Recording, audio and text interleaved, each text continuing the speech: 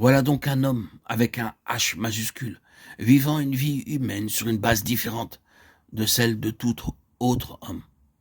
Il y avait à ce fait un aspect négatif et un aspect positif. L'aspect négatif était le suivant, si je peux introduire ici l'expression. Il était circoncis de cœur. Cela veut dire qu'il était complètement séparé du principe du moi en tout point, dans son intelligence, son cœur et sa volonté. Il ne voulait pas utiliser son intelligence ou penser ses pensées ou arriver à ses jugements sur la base du principe du moi, de quelque façon que ce soit. Le moi n'avait aucune place, ni dans ses sentiments, ni dans sa volonté. Voici donc un homme qui a une âme, une intelligence, un cœur et une volonté, le constituant en un vrai être humain, mais dans l'âme de qui le principe du moi a été complètement mis de côté. On ne peut lui faire quoi que ce soit selon la ligne du raisonnement humain ordinaire, si juste ou bon que cela puisse paraître. Ils n'ont plus de vain, donc un argument, un raisonnement fait son apparition. Donc, ceci et cela et quelque autre chose constituant une très bonne affaire pour son intervention et une réalisation. De quel point de vue où l'on se place, où presque cela pouvait être prouvé comme une chose qu'il devait faire, du point de vue de l'obligeance humaine, de celui de la justification de sa mission, de la confirmation de sa personne divine.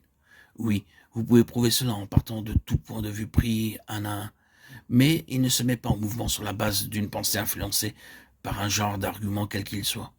La seule considération en ce qui le concerne est la suivante. Est-ce que mon père veut cela? Et le veut-il maintenant? Et le veut-il de cette façon? Ce sont là les choses qui influencent son intelligence, son cœur et sa volonté, son âme. Jusqu'à ce qu'il soit sûr à ce sujet, rien sur cette terre ou dans ce monde, aucun argument ou appel ou événement ne le fera bouger, car il est en train de faire quelque chose.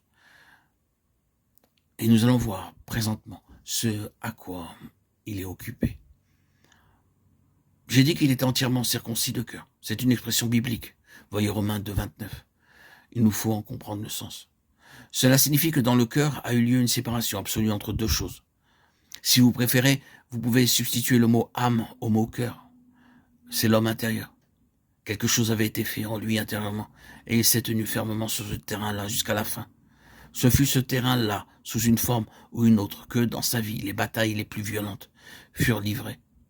Parfois, l'assaut venait par le moyen du plus intime ami et disciple. À Dieu ne plaise, Seigneur, cela ne t'arrivera pas. Arrière de moi, Satan. Tu mets un scandale, car tes pensées sont celles des hommes. Matthieu 16, 22, 23. Ta perspective est celle des hommes, elle est purement et simplement au niveau des hommes. Je n'appartiens pas à ce royaume des hommes dans lequel tu te meus. D'autres hommes peuvent écouter ton argument, être influencés et persuadés, mais quant à moi, non. Et ce fut ainsi jusqu'à la fin. Il s'est tenu fermement sur ce terrain-là, celui de ce que nous contenterons d'appeler le terrain de la circoncision du cœur intérieur.